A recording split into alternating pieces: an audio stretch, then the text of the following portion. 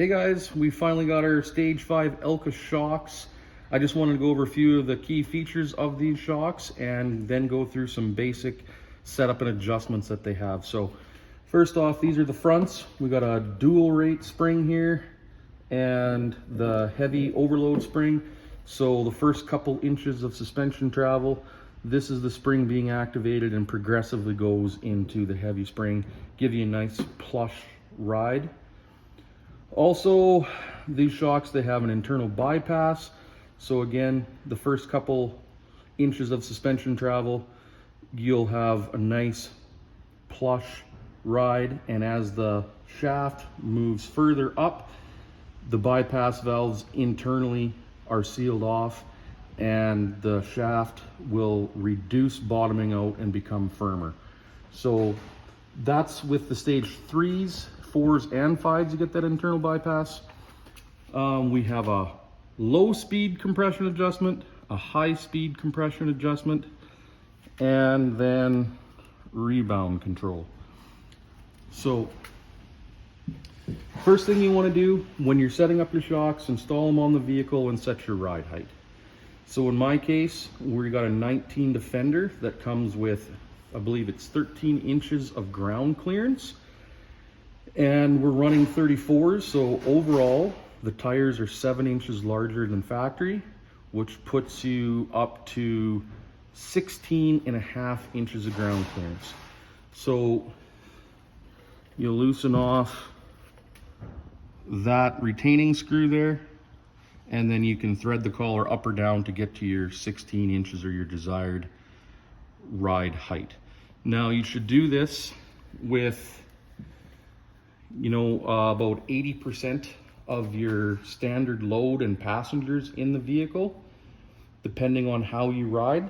But it's very important to try to get as close as your actual riding weight as possible when setting ride height.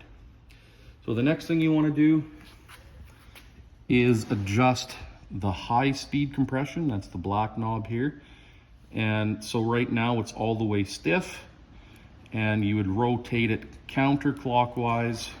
There's about 18 clicks to make them softer. So if you have a trailer you're familiar with and you know where, let's say a whoop section, you know where you might bottom out at a specific speed, you would start dialing up or down the low speed compression knob until you don't bottom out anymore, where maybe you were bottoming out previous to putting on your Elka shocks. So now we're going to go to the high speed compression, the low speed compression. That low speed compression is related to, again, it's the shaft speed. So over, say, a washboard or body roll or suspension dive under braking or hard acceleration. So again, you want to start with the clicker in the middle. There's about 20 clicks, so start it around in the middle, around on the 10th click. And so if you're driving down a trail and it's riding kind of like an old Cadillac, just floating up and down, you want to turn it counterclockwise for stiffer, and you want to turn it stiffer until that boaty or that Cadillac feeling kind of goes away. If you go too far with this adjustment, it'll start to feel choppy again. So then you want to back off a couple clicks just to get rid of that floating Cadillac-like feeling. And also something to mention about the low speed is it will help control body roll in the corners. So you have to find a balance of comfort and performance in things like corners and braking under or accelerating. And then so the next adjustment you're going to go to is our rebound control. There's 30 clicks on that screw. If you go clockwise all the way, it's more rebound dampening. And if you go counterclockwise, it's less rebound dampening. Now, With rebound control, this is the hardest setting to get right. If you're going across a whoop section and you notice that the wheels do not follow the terrain, you don't have enough rebound. You want the shocks to fully extend and be able to track the terrain.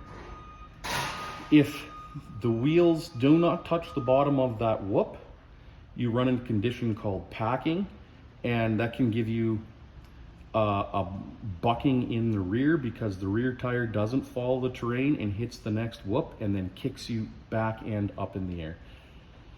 So that's a hard adjustment to get right, but rule of thumb is you want the shock and the wheel to fully extend, to follow the terrain. If you don't have enough rebound in and the shock can't extend fast enough to follow the terrain, that's an issue, and it might lead to bucking and you think you need more rebound control. So it's kind of counterintuitive that way. So that's just a few basics when you're setting up your shocks. We're gonna put this on our Defender Max, and I wanna get a couple good rides in on them and just, you know, get all the adjustments figured out and where I like the settings at, and I'm going to do a full walk around and review on these Elka shocks. So anyways guys, thanks for watching, and wait for the next video.